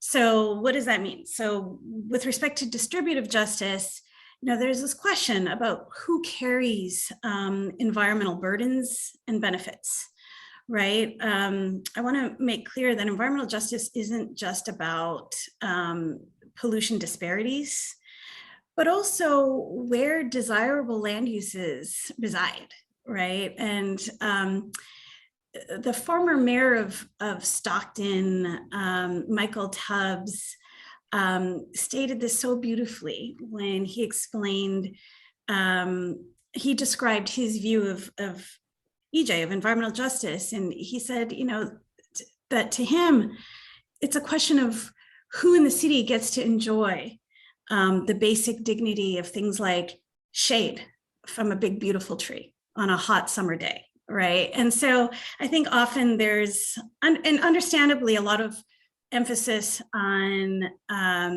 you know, the concentration of pollution of all sorts, including air pollution, but it's important to remember kind of the, you know, the other piece of the equation, who gets the benefits of you know, beneficial uses, basically.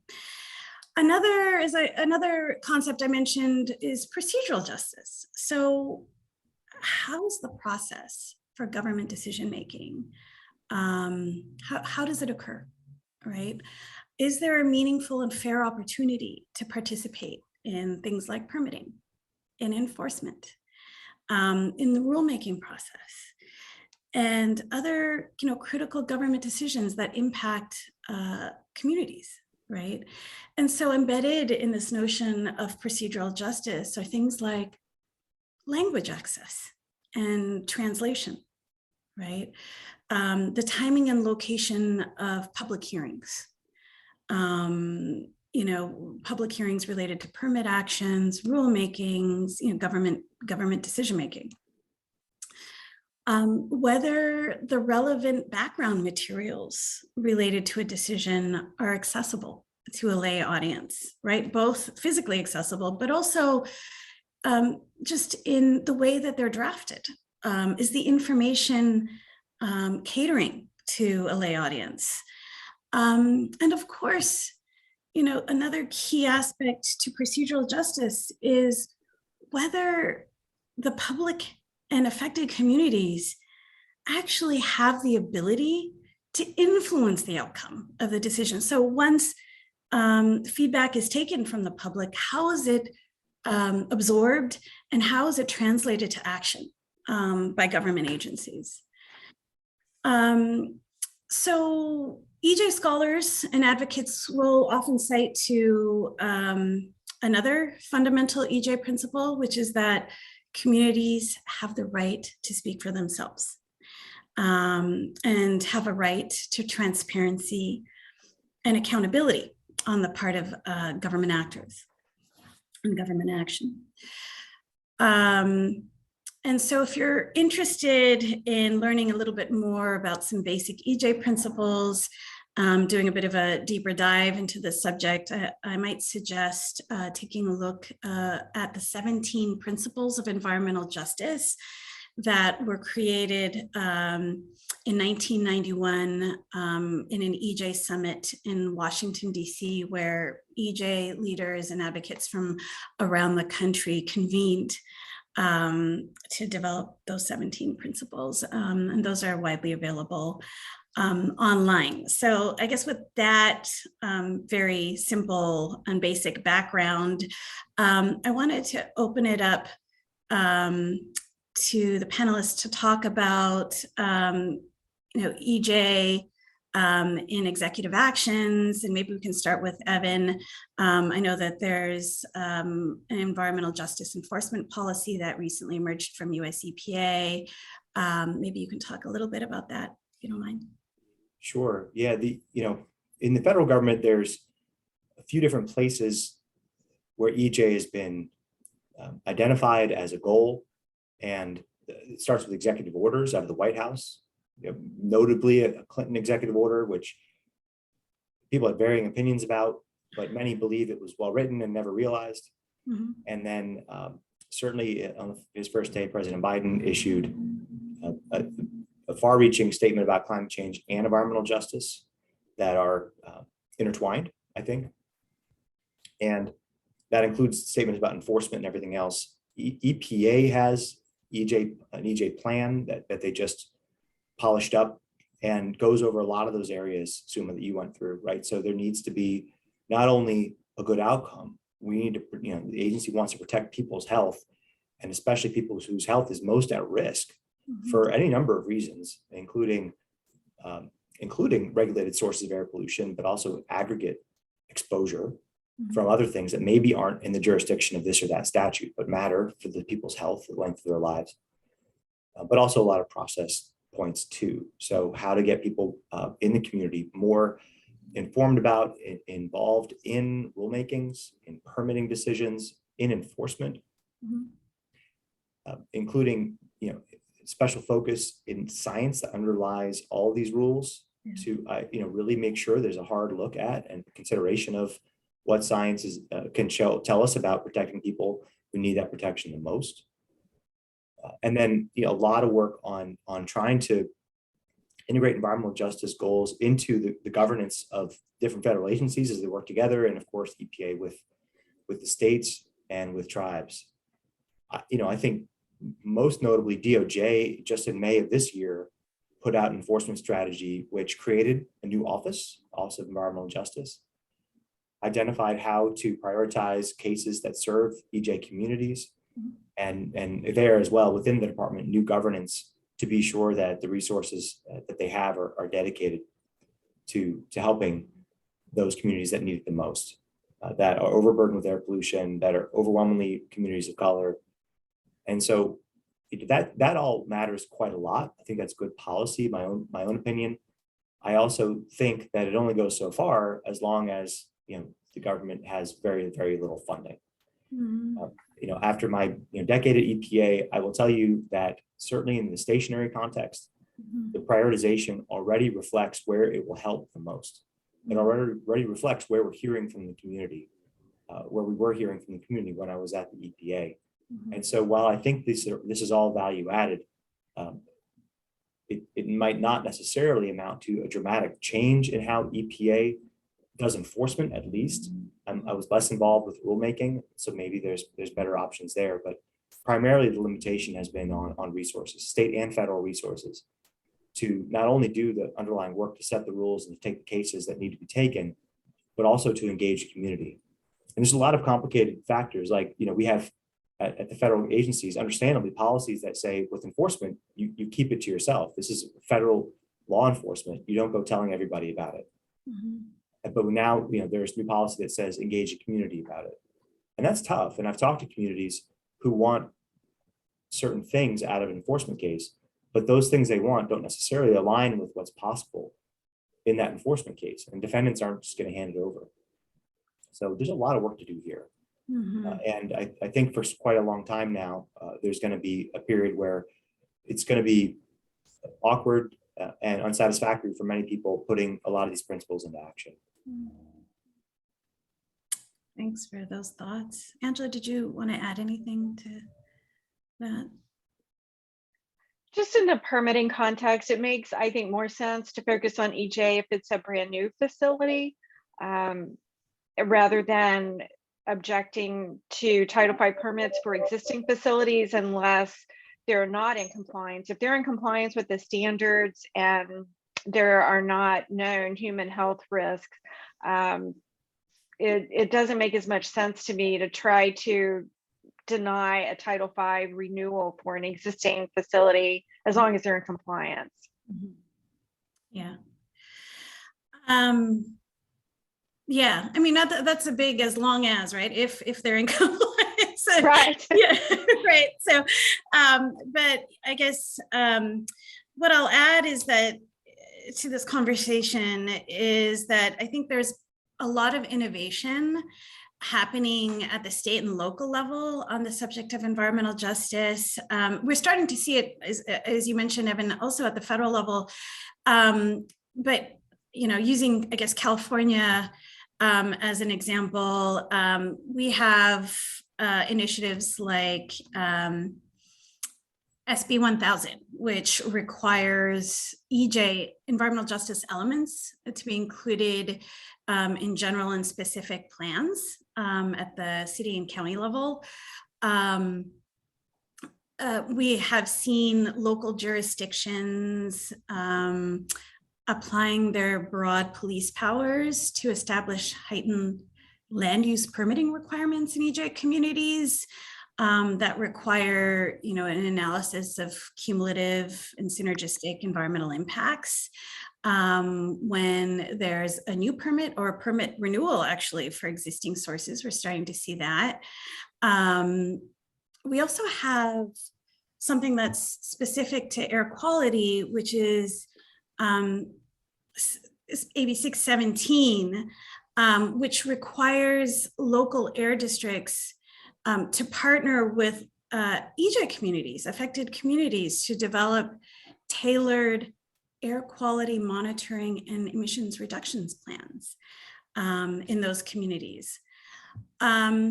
But since we're here to talk about the Federal Clean Air Act, I think there are also certain provisions of the statute that could be leveraged to better serve environmental justice. You mentioned permitting, Angela. Section 173 of the Act requires an analysis of alternative sites and other considerations to show that the benefits of a proposed source outweigh the environmental and social costs that result from its location. Yeah, I think this requirement could be interpreted to allow consideration of cumulative and synergistic impacts in the permitting of the proposed facility. And likewise, coming back to the concept of community-based science and participatory research, I think that Evan touched upon. Section 504 of the Clean Air Act could allow for permit conditions that allow for things like community oversight of a facility's compliance. We touched upon potential increased transparency in the enforcement process, right? Obviously, the bulk of the enforcement process is enforcement confidential, but there are ways to enhance partnership and transparency. both from a participatory research, community-based science perspective in terms of identifying violations, and also at the back end, and as we discussed, the supplemental environmental project piece of enforcement and soliciting public input on how to craft SAPs, for example. I know we're a little short on time, but I wanted to give Angela the opportunity to share, shifting gears again, some practice pointers for our audience, which I think could be really useful. So if you wouldn't mind. Sure. We had a question too in the chat box or in the Q&A. I don't remember which one it was, but it's never just static. These are the standards that apply, and you get your Title V permit and you just operate, for the next 5 years without worrying about anything, because you might be making changes at the facility, which could trigger new source review. So it applies to modifications and SPS. If you're reconstructing one of your units and you're over 50% of the cost of the initial unit, you might be triggering NSPS. So you always have to be on the lookout for changes at the plant. There are also changes in the ambient air quality standards every 5 years. Those are under review. Sometimes they're kept the same, sometimes they're lowered. And so you always have to the standards, the ambient standards can be lower. You could be under a 5 to 8 year review process of an NSPS or NESHAP that could be lowered. And there was a question about ethylene oxide, and what happened there wasn't really a change in technology during a technology review, but when EPA was looking at health impacts, they looked at a new study indicating that ethylene oxide facilities and their emissions, that ethylene oxide would be a carcinogen and maybe lower standards would be needed. And the residents near those facilities were very concerned, because all of a sudden what had been a compliance situation was all of a sudden looking like there were ambient impacts of a HAP that were above these screening thresholds. And so, you always have to be on the lookout for new studies indicating that maybe there's a new pollutant. I said there's a new pollutant being added to the list of 187 that could result in new regulation. There could be, a change in the screening threshold indicating that something is really a concern when you hadn't known about it before. The air quality models can change, where something was modeled and it looked like it was not causing or contributing to an exceedance of an ambient standard or a PSD increment, and all of a sudden, based on the new modeling, it is. Maybe there's a new monitor put in a location, and there was a question about what about your local neighborhood corner where you see a lot of traffic. Maybe there's a new monitor put in that location, and all of a sudden that area becomes non-attainment, and you're subject to new permitting requirements or new emission reductions. And the non-attainment SIP requirements can apply to mobile sources too. So there's just forever things changing in air, and that's why air is a real interesting area to practice. So we would encourage you to continue your investigation of the Clean Air Act. Yes. Great. So if you're both open to addressing some of the questions by the audience, I'm trying to sort through some of these questions. I think there was one asking why there isn't more use of the citizen suit provision under the Clean Air Act. Anybody want to take a stab at that? I'll start. I think that there's a lot of use of citizen supervision certainly in stationary context. And I think that is a product of maybe two major things. One is access to information. Like Angela said, there's a lot of transparent information about what the facility is doing and what its permit's supposed to be. Also tends to be that it may be of more interest to a particular group of people that are going to organize and marshal the resources and the commitment to see through a lawsuit. Mm-hmm. And for mobile sources, often it's spread out really broadly. Mm-hmm. The exact regulated person may not be known, and it's difficult to identify often any one community or person that's specifically injured by the alleged conduct. So it's not to say they couldn't do it. I mentioned the Utah example, but it's going to be tricky. There's really tricky standing questions. There's tricky jurisdictional interpretation questions of 304F in particular. And like any other lawsuit, it requires you to have good evidence and good lawyers. And money. What I usually tell people is, if you have a problem, just call the agency because they are good with enforcement. The local programs, the state programs, and the EPA, if you can't get your state to act, they'll come out and investigate. And there are small business assistance programs established to help, small dry cleaners or, little mom and pop operations comply with the Clean Air Act. And, the focus is always on compliance. And, I think that there's just a collaboration of the agencies working with these, different industry sectors to make sure they comply. So maybe there's less need for citizen enforcement. Yeah, I mean, having brought citizen suits over in the past, I mean, I think case selection is critical, right? Can you win? For instance, questions like, can you win on summary judgment? Those are the types of things you think about as a practical matter, especially when there is a vast differential in resources. That being said, I've also found it particularly rich a rich experience to be able to partner with federal prosecutors. So for instance, I've a joint citizen suit and federal action and joint prosecution effort with Region 9 of EPA in reducing pollution from what was then one of the largest coal plants in the country. And I found that collaboration incredibly productive. And so those are also opportunities.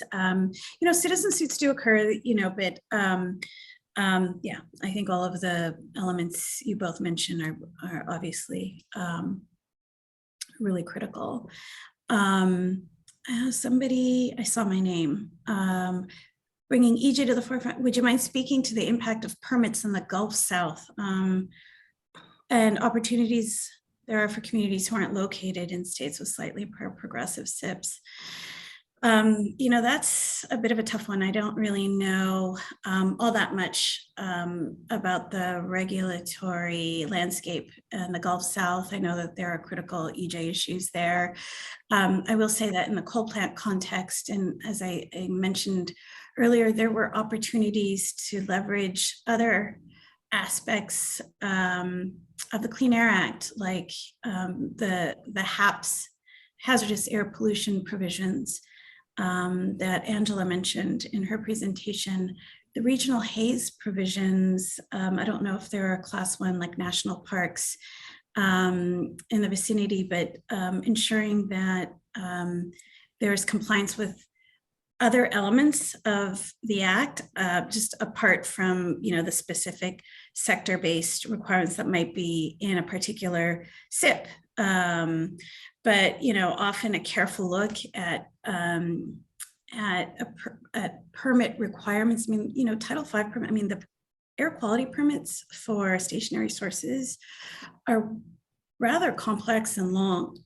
So taking a close look at compliance with those permit requirements is often an important place to start, is what I would say. Anybody else have things to add on that front?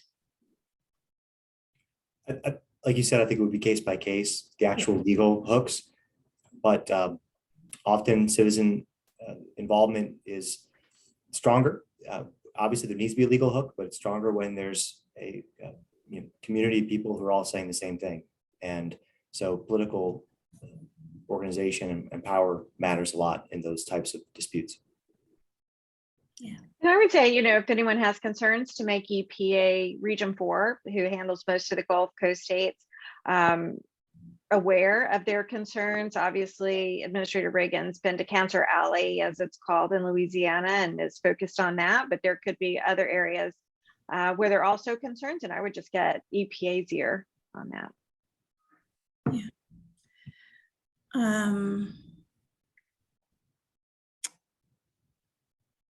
I have a question about implications of new charges against Kia and others similar to Volkswagen I guess with the defeat devices, hacking emissions computers on diesel vehicles. Evan, do you have anything to? Yeah, this week's news included that German authorities raided many facilities of Hyundai and Kia in Germany.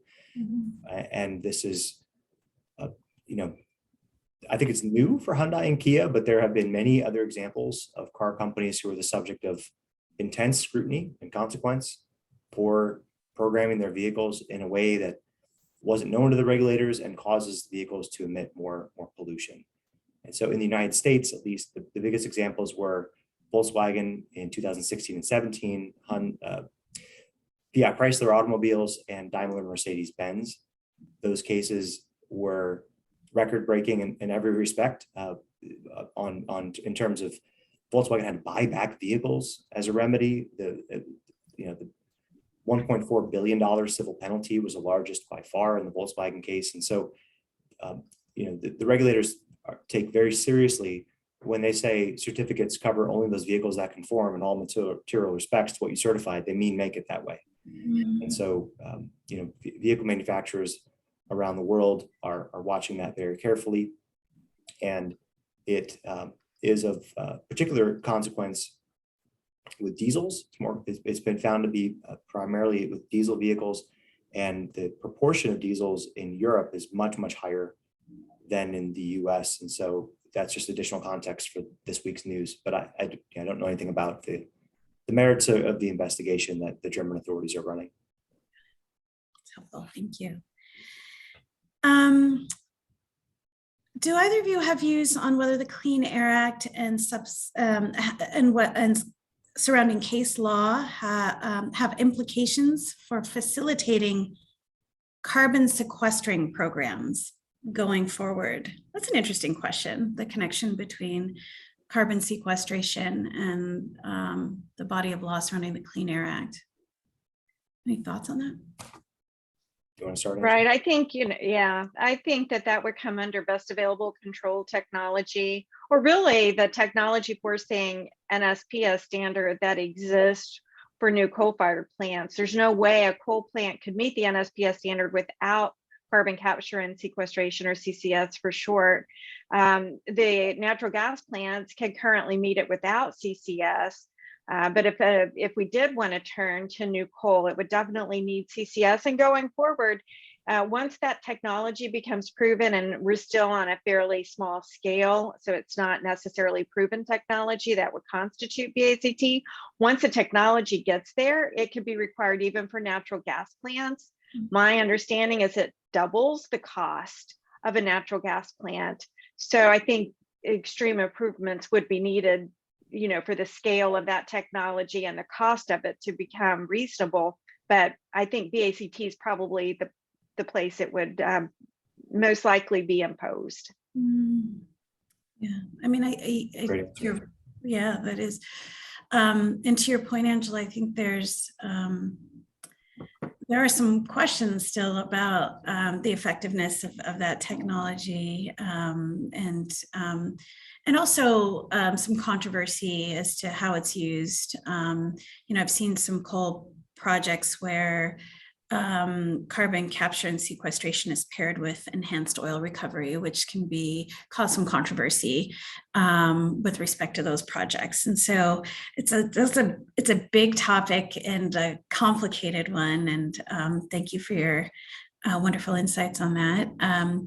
And I might tap you to provide a little bit more information, Angela, on the connection between, or the differences rather, between NEPA and Clean Air Act. And so somebody has asked, does NEPA address the environmental consequences of an activity, and the Clean Air Act deal with regulating sources? I think they're trying to understand the difference between the two statutes, if you wouldn't mind. Well, since I've spent most of my career dealing with the Clean Air Act, I have dealt a lot less with NEPA. But in NEPA, you're generally looking at all kinds of environmental impacts. And if there's federal money involved and an air permit, you can get into NEPA and an air permit in the same context, but NEPA is generally looking at all the different environmental impacts. Whereas the Clean Air Act, you're really looking at compliance with the ambient standards and PSD increments and just compliance with all the standards, not, impacts on endangered species or, something like that, unless they're endangered at a Class 1 area. And we do get into additional impacts analysis there in a Class 1 area, but maybe not, endangered species just next door. Does that make sense? I think so. And I'll just add that the nature of the statutes are different. They're both big statutes, so this is risky to try to compare them at all, but NEPA requires that certain federal actions undergo a process to evaluate a wide, like you said, Angela, a wide range of potential environmental impacts, but doesn't set standards. It requires that there be consideration of alternatives that are less impactful. And the Clean Air Act is more about setting a standard for performance or operation of a source. That's often boiled down to numeric standards. Yeah, I mean, I hate to muddy the waters here, but here in California, we have, I don't know why it's Little called NEPA. Yeah, they call it baby NEPA, but it's our CEQA statute. And I'm like, that's NEPA on steroids because it actually requires mitigation and, air quality permits are subject to CEQA. And NEPA, which is really a disclosure statute, information disclosure statute, there's a distinction because, like I said, that on top of whatever permit conditions may be included, there's also this requirement of mitigation to reduce impacts below CEQA's thresholds. And so, kind of an added layer of complication here in California. Let's see. I think you already answered this question, Evan, about the decision handed down by the court today in Chevron deference and whether it might be further eroded. I think you mentioned you didn't see a reference to Chevron deference. It was unclear that that particular doctrine would be impacted. Right. Let's see, there's one there. How would a permit process for a facility that is currently in compliance with local standards address health impacts present based on past actions when a facility was not in compliance? Permit process for facilities currently in compliance will address health based on past action was not in compliance. Well, to me, I feel like that's more of an enforcement issue. So long as the past non-compliance, I think, yeah. I mean, if you're within the statute of limitations of the previous non-compliance, I would see that not as a permitting issue, but an enforcement issue. What do you both think? Yeah, I think that's right. Permitting, it's, obviously past data is relevant to setting standards or whatever going forward, but I'm not aware that there'll be permitting that requires lower than otherwise required to account for past emissions. That would be a remedy in an enforcement case in most cases. Yeah. One thing to keep in mind, and this is what you need to take away from this, is ambient standards don't apply to the sources, they apply to states. And so if your facility is causing a violation of an ambient standard, there's no enforcement action against that source. The state needs to revise its SIP and establish maybe stack specific standards for that implicated source, but you wouldn't violate it. And there aren't even ambient standards for the hazardous air pollutants. There are only screening thresholds that EPA looks at when it's reconsidering its MAC standards. So for the most part, stacks are regulated at the stack, not at the fence line. Oh, this is an interesting question. Are aerodynamics regulated under the Clean Air Act? No, but aerodynamics are often used by vehicle manufacturers to comply. Let's see. We have 2 minutes left. Well, there was a good one on would Oh. BACT have to take into account renewables? Oh, yeah. And that could be considered redefining the source. If you're looking at a facility that's planning to put in, say, a natural gas unit, and you as the neighbor, or interested person in the state would rather they do solar, that might be considered redefining the source. So usually, historically, under best available control technology determinations, you wouldn't be required to go to a renewable. Thank you, Angela. I noticed that one too, but then it fell off my screen. That was great. So I think we've come to the end of our 2 hours at this point, and I really enjoyed this discussion. Thank you so much to our panelists and to the Environmental Law Institute for hosting this wonderful conversation. Absolutely. Thank you so much, Suma. And also a big thank you to Evan and Angela. Thank you so much for such a great conversation. We so appreciate your time. That concludes our session for today. If folks are watching every session of summer school, we will not be having one next Thursday. So please join us 2 weeks from now for products regulation. But thank you, everyone, once again. Have a great weekend. Thank you. Thank you all very much. Bye-bye. Bye.